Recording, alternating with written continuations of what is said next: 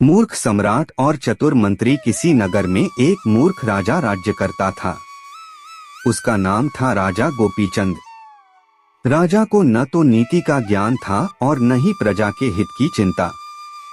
लेकिन राजा के मंत्रिमंडल में एक बहुत ही चतुर और बुद्धिमान मंत्री थे, जिनका नाम विश्वामित्र था। वह अपनी समझदारी और दयालु स्वभाव से जनता में काफी प्रसिद्ध थे। एक दिन राज्य के हर व्यक्ति की जानकारी रखने के लिए राजा ने एक फरमान जारी किया। इस अजीब फरमान के अनुसार हर नागरिक को अपने सिर पर एक घंटी बांधकर चलना था, ताकि राजा को पता चल सके कि कोई भी व्यक्ति उसकी अनुमति के बिना राज्य में आया जा रहा है। इस फरमान से नागरिकों में असंतोष फैल गया और सब राजा की मूर्खता पर हंसी उड़ाने लगे। समस्या तब और बढ़ी जब डाकुओं ने इसे अपने लाभ के लिए इस्तेमाल किया। वे घंटी की आवाज का पीछा करते और अकेले व्यक्तियों को लूट लेते। जल्द ही राज्य में आतंक और भय का वातावरण बन गया। मंत्री विश्वामित्र ने जब यह देखा तो वह बहुत चिंतित हुए। उन्होंने राजा के पास जाकर उन्हें इस फरमान के नकारात्मक पहलुओं के बारे में समझाने का निश्चय किया। लेकिन राजा ने कहा, मैंने यह फरमान अपने विवेक से निकाला है। अगर तुम्हें इसमें कोई बुराई दिखाई देती है तो तुम कोई हल निकालो। मंत्री विश्वामित्र ने सोचा और एक योजना बनाई।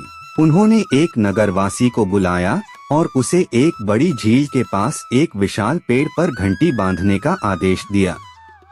वह नगरवासी जैसा उसने कहा वैसा किया। अगले दिन जब हवा ने उस घंटी को बजाया तो उसकी आवाज पूरे नगर में गूंज उठी। नागरिकों ने यह सोचकर चैन की सांस ली कि उन्हें अब घंटी बांधकर नहीं चलना पड़ेगा।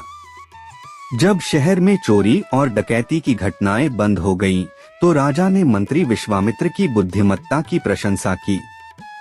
इस तरह विश्वामित्र ने न केवल एक समस्या का समाधान निकाला, बल्कि जनता को एक महत्वपूर्ण शिक्षा भी दी कि सच्चा नेता वही होता है जो प्रजा की भलाई सोचता है और संकट के समय में सही मार्गदर्शन करता है। राज्य में स्थिति सामान्य हो गई थी और जनता एक बार फिर सुख और शांति से जीने लगी थी। विश्वामित्र की बुद्धिमत्ता का लोहा मानते हुए जनता उनके प्रति आदर और सम्मान की भावना रखने लगी।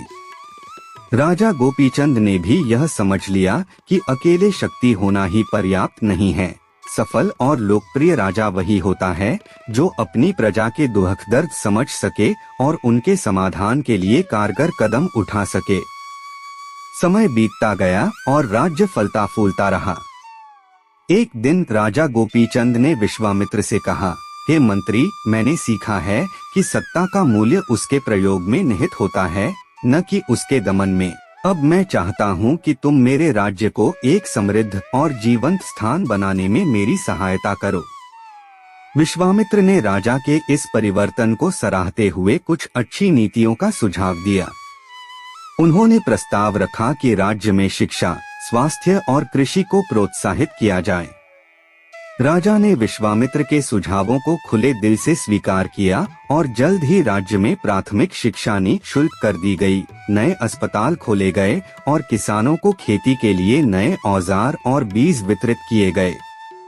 प्रजा ने अपने जीवन में आए इस सुधार को देखा और वे राजा का शुक्रिया अदा करने लगे। धीरे धीरे राजा गोपीचंद न सिर्फ प्रजा के प्रिय हो गए, बल्कि आसपास के राज्यों में भी उनके गुण गाए जाने लगे।